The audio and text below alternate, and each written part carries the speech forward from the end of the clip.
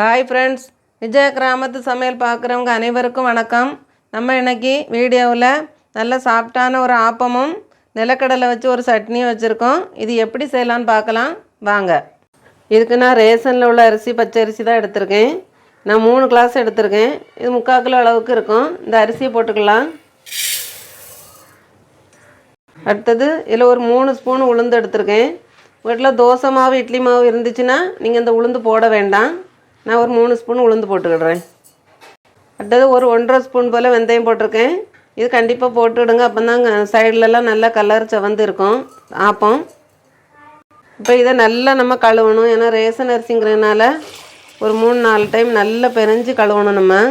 நான் இதில் புழுங்கல் அரிசி எதுவும் போடலை. ஏன்னா நம்ம கழுவ இந்த மாதிரி கலர் வந்துகிட்டே இருக்கும். அந்த கலர் மாறுறது அளவுக்கு நல்லா கழுவணும். இதை ஒரு 3-4 டைம் நல்லா கழுவிடலாம். இப்போ இது ஒரு 4-5 டைம் நல்லா கழுவியாச்சுன்னா இப்போ இதை தண்ணி ஊற்றி நம்ம ஊற வச்சிடலாம். இந்த அளவுக்கு தண்ணி ஊற்றி ஒரு 5 மணிக்கூர் நல்லா ஊறட்டும். நம்ம இனி அரைக்கச்சில் என்னென்ன போட்டு அரைக்கலான்னு பார்க்கலாம். இதை நம்ம மூடி வச்சிடலாம். நம்ம அரிசி 5 மணிக்கூர் நனைய போட்டு வச்சுருந்தோம். நம்ம இனி இப்போ தான் அரைச்சிடலாம். ஃபஸ்ட்டு இந்த தண்ணியை ஒரு சருவத்தில் நம்ம வடிகட்டி எடுத்துடலாம். இப்போ தண்ணி எடுத்து நம்ம சைடில் வச்சுக்கலாம். மாவு அரைக்கச்சில் ஊற்றி அரைக்கிறதுக்காக. நம்ம தண்ணியை நல்லா வடித்து எடுத்தாச்சு. நான் இப்போ இதில் ஒரு பெரிய அரைமுடி தேங்காய் எடுத்து திருவி வச்சுருக்கேன். இதை போட்டுடலாம். இதில் ஒரு கிண்ணம் நிறைய நான் சாப்பாடு எடுத்திருக்கேன். நாங்கள் சிவப்பரிசி பொங்குறதுனால சிவப்பு சோறு எடுத்திருக்கேன். நீங்கள் உங்கள் வீட்டில் என்ன சாப்பாடு பொங்குறீங்களோ அதில் ஒரு கிண்ணம் எடுத்துக்கிடுங்க. இதில் கொஞ்சம் குறைச்சி கூட போட்டுக்கலாம், ஒன்றும் இல்லை. இவ்வளோ போட்டு நல்லா மிக்ஸ் பண்ணிடலாம்.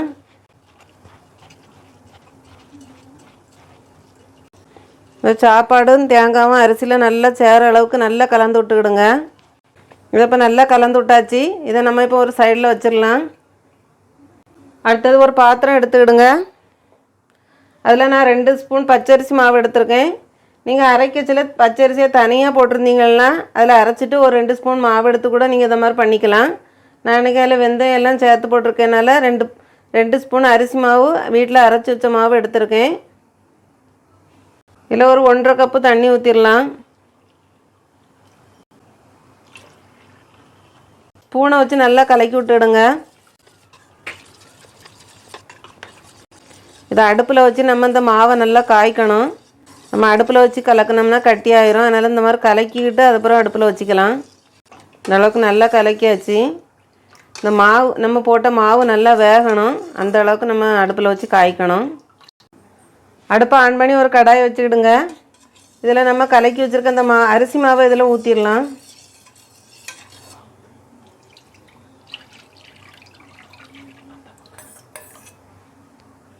இதை அடுப்பை ஆன் பண்ண உடனே கிண்டிக்கிட்டே இருங்க, இல்லைன்னா கட்டி விழுந்துடும். இப்போமே கொஞ்சம் கட்டியாயிட்டு நமக்கு அந்த போட்ட மாவு நல்லா வேகணும். அந்த அளவுக்கு கிண்டி விட்டுட்டே இருங்க. ஒரு 5 நிமிஷம் தான் ஆகும். இந்த மாதிரி நல்லா கட்டியாகி வந்துடும். இந்த மாதிரி இதை காடிக்காய்ன்னு சொல்லுவாங்க. இந்த மாதிரி காடி காய்ச்சி ஊற்றினா ஆப்பம் ரொம்ப சாஃப்டாக வரும். எனக்கெல்லாம் உரலில் தான் மாவு இடிப்பாங்க. அதை மாவு இடிச்சிட்டு லாஸ்ட்டில் வரதை இந்த மாதிரி இப்படி காய்ச்சி ஆற வச்சு ஊற்றிடுவாங்க மாவு கலக்கச்சில். இது என்ன 1 நிமிஷத்துக்கு நல்லா சுருண்டு வரட்டும். இந்த அளவுக்கு நல்லா கட்டி ஆகியாச்சு. எனக்கு கொஞ்சம் ஆறுனதும் இன்னும் நல்லா கட்டி ஆயிரும். நம்ம இனி இதை ஆற வச்சிடலாம். நம்ம அரிசியை அரைச்சிட்டு வர கடையில் இது நல்லா ஆறிடும். இதை ஆஃப் பண்ணி இப்படி ஆற விட்டுடலாம். நம்ம ஃபஸ்ட்டே எல்லாம் நல்லா மிக்ஸ் பண்ணி வச்சுருக்கோம். தேங்காய், அரிசி, சாப்பாடு எல்லாம் போட்டு மிக்ஸ் பண்ணி வச்சுருக்கோம். இதை நம்ம இனி மிக்சியில் அரைச்சிடலாம். நீங்கள் மாவு அரைக்க மிக்ஸி ஜார் எடுத்துக்கிடுங்க. இதுக்கு அரை இது தான் போடணும். ஃபுல்லாக போட்டாச்சுன்னா தேங்காய் எல்லாம் அரைப்படாது. இந்த அளவுக்கு போட்டால் போதும். இதில் நம்ம அரிசியிலேருந்து தண்ணி வடித்து எடுத்துருக்கோம். இந்த தண்ணியை நம்ம ஊற்றிக்கலாம். இந்த அரிசி முங்குற அளவுக்கு ஊற்றினா போதும். தண்ணி ரொம்ப ஊற்றக்கூடாது. இந்த அளவுக்கு ஊற்றினா போதும்.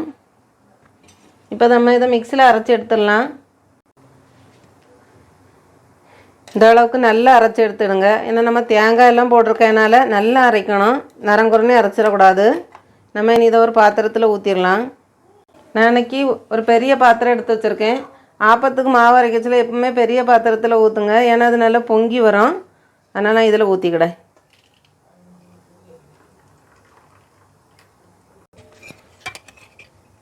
இதே மாதிரியே நம்ம எல்லாத்தையும் போட்டு அரைச்சி எடுத்துடலாம். ஒரு 4 டைம் போட வேண்டியிருக்கும். இப்போ அரிசி நனைய போட்டு தண்ணியை இதில் ஊற்றிக்கலாம். இப்போ இதே அரைச்சிடலாம். இதே மாதிரி நம்ம எல்லா மாவையும் அடித்து எடுத்தாச்சு. இனி கலக்கி வச்சிடலாம். நம்ம ஃபஸ்ட்டே 2 ஸ்பூன் மாவு எடுத்து கலக்கி இப்படி காய்ச்சி வச்சுருக்கோம். இதை நம்ம இதில் போட்டுடலாம்.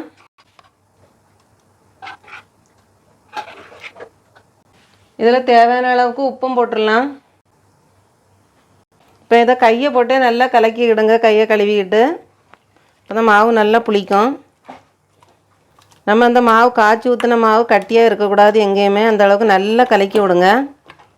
நல்லா கையை போட்டு இந்த அளவுக்கு நல்லா கலக்கிக்கிடுங்க. தண்ணி எதுவும் தேவைப்படாது, நம்ம கரெக்டாக தான் இருக்குது. நீங்கள் அந்த காடி காய்ச்சி ஊற்றுறதுன்னு தான் சொல்லுவாங்க. அந்த காடி காய்ச்சி ஊற்றுறதுனால நல்ல பஞ்சு போல் இருக்கும் ஆப்பம்.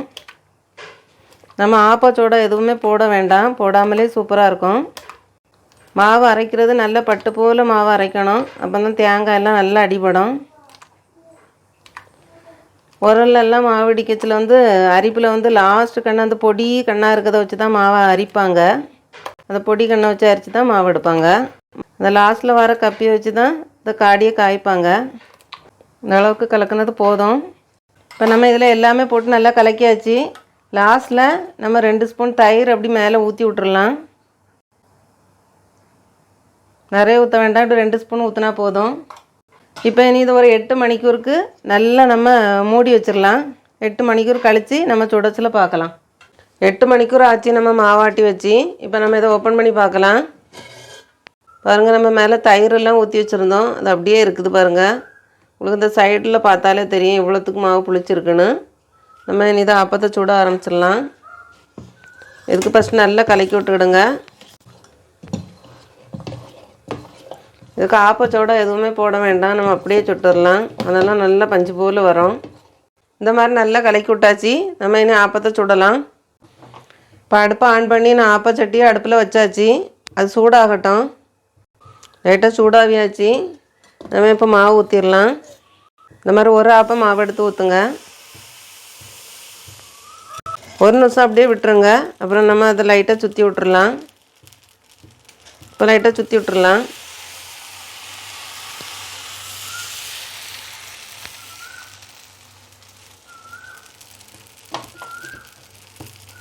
நீ இதை அப்படியே ஒரு நிமிஷத்துக்கு மூடி வச்சுருங்க, உடனே வந்துடும். பாப்பம் வெந்திருக்கும் பாருங்கள். சைடெல்லாம் நல்லா கரிஞ்சி வந்திருக்கு பாருங்கள். இப்போ நம்ம எடுத்துடலாம். லைட்டாக இப்படி அடத்தி விட்டாலே போதும், அது அழகாக வந்துடும்.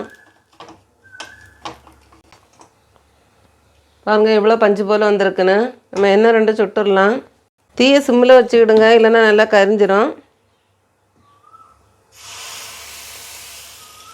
இந்த ஒரு நிமிஷம் விட்டுட்டு அப்புறம் கரைக்கி விடுங்க.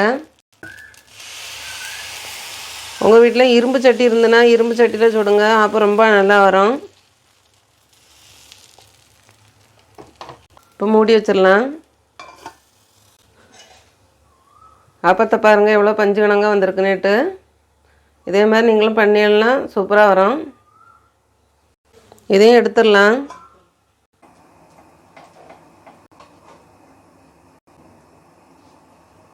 நம்ம தேவையான அளவுக்கு ஆப்பத்தெல்லாம் சுட்டாச்சு. பாருங்கள் எவ்வளோ அழகாக வந்திருக்குன்னு. நீங்களும் இதே மாதிரி வீட்டில் செய்து பாருங்கள். ஏன்னா நான் புழுங்கல் அரிசி எதுவுமே போடலை. நான் என்னென்ன போட்டிருக்கனோ அதை நீங்கள் போட்டு செய்து பாருங்கள். இவ்வளோ அழகாக டேஸ்ட்டாக வரும். இப்போ நம்ம இதை தொட்டு சாப்பிட்றதுக்கு ஒரு சட்னி அரைச்சிடலாம். சட்னிக்கு கொஞ்சம் தேங்காய் எடுத்துக்கிடுங்க.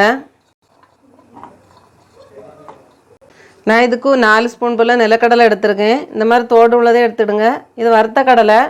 நீங்கள் பச்சையாக இருந்தால் வறுத்து சேர்த்துக்கிடுங்க, இல்லைன்னா அந்த கடலையோட பச்சை வாடை அடிக்கும். இப்போ இதுக்கு பதிலாக நீங்கள் பொட்டுக்கடலையும் சேர்த்துக்கலாம். இதை இப்போ போட்டுக்கலாம். ஒரு சின்ன துண்டு புளி போட்டுக்கலாம்.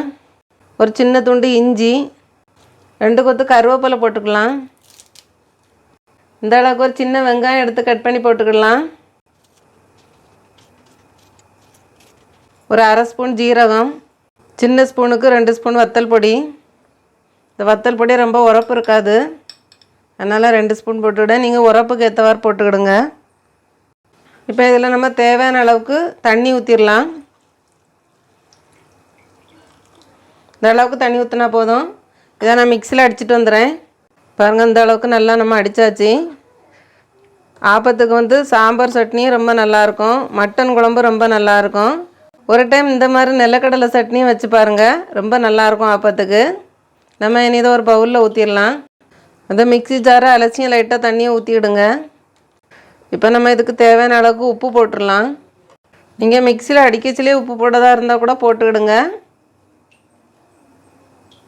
உப்பு போட்டு நல்லா கலந்து விட்டுக்கிடுங்க. நம்ம இனி இதுக்கு தாளித்து விட்டுடலாம். அடுப்பை ஆன் பண்ணி ஒரு கடாயை வச்சுக்கிடுங்க. இதில் 2 ஸ்பூன் எண்ணெய் ஊற்றிடலாம். எண்ணெய் சூடானதும் 1 ஸ்பூன் கடுகு போட்டுடலாம். கடுகு கொஞ்சம் நிறைய போடுங்க, அப்போ தான் தாளித்து ஊற்றச்சிலாம் நல்லாயிருக்கும். கடுகு வெடித்ததும் 2 வத்தல் போட்டுடலாம்.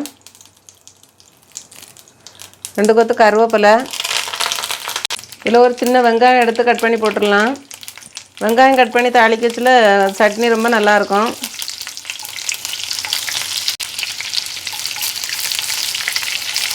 இந்த வெங்காயம் கொஞ்சம் நல்லா கரியணும். கரியது வரைக்கும் நம்ம தாளிக்கணும், அப்போ தான் நல்லா வாசனையாக இருக்கும்.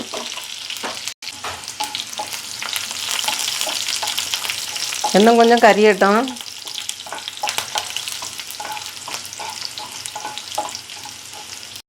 இன்னும் கொஞ்சம் கரியட்டும். இது அது கரிஞ்சால் தான் நல்லாயிருக்கும் சட்னிக்கு. நல்லா செவந்து கரியணும்.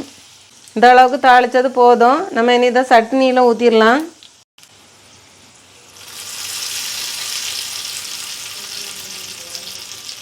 இதை லைட்டாக கலக்கி விட்டுடலாம்.